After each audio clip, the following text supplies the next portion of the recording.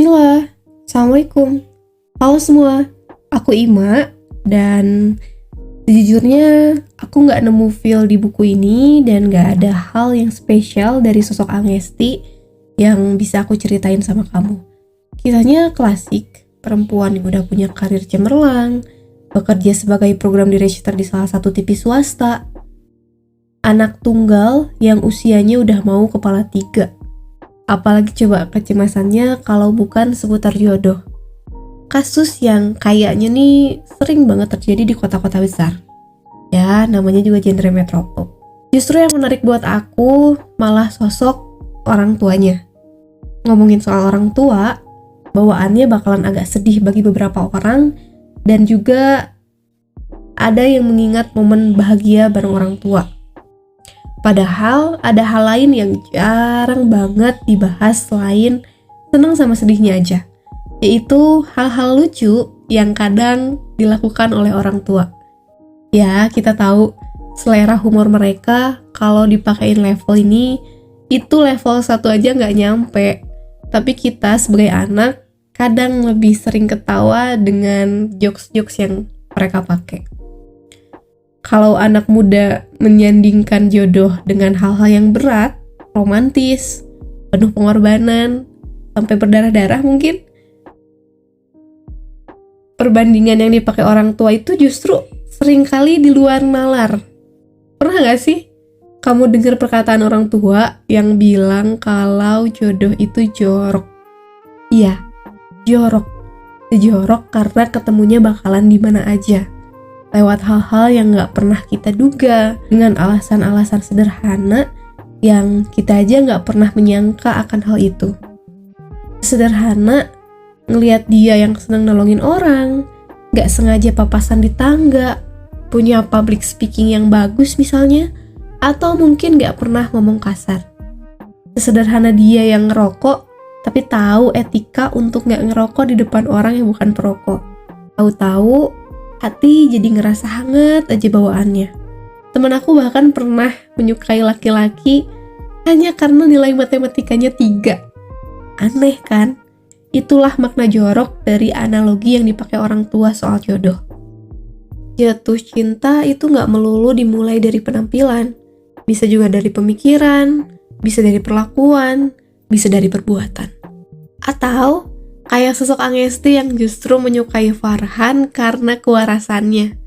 Ya, ini udah lebih aneh lagi. Waras. Ternyata berakal bukan cuma syarat sasoat aja, tapi juga syarat yang harus ada di seseorang yang nantinya bakal jadi pasangan kita. Jadi perempuan yang seringkali berada di bawah tekanan stigma masyarakat, mau sebagus apapun pencapaian perempuan tersebut, pertanyaan kapan nikah itu nggak bisa dihindari. Pertanyaan basa-basi yang sebenarnya haram buat ditanyakan ke siapapun dengan kondisi apapun. Ya, orang-orang di luar sana mungkin nggak bisa dimaafkan, tapi kalau yang nanya orang tua, itu udah lain lagi ceritanya. Padahal, hidupnya baik-baik aja. Walaupun etasannya agak bikin tensinya naik, Angesti ini happy-happy aja kok sama kerjaannya. Dia punya teman-teman konyol yang membuat hidupnya berwarna. Orang tuanya juga nggak kalah berwarna. Sering bikin ketawa walau ada pertanyaan terselubung di sela-sela tawa mereka. Apalagi kalau bukan pertanyaan soal minta mantu. Angesti ini berkenalan dengan 2 sosok pria di waktu yang bersamaan. Yang satu namanya Adam. Dia kelakuannya 11-12 dengan Angesti. Dikenalkan oleh teman kerjanya Bima. Dan yang satu lagi, mas-mas KPI yang namanya Farhan.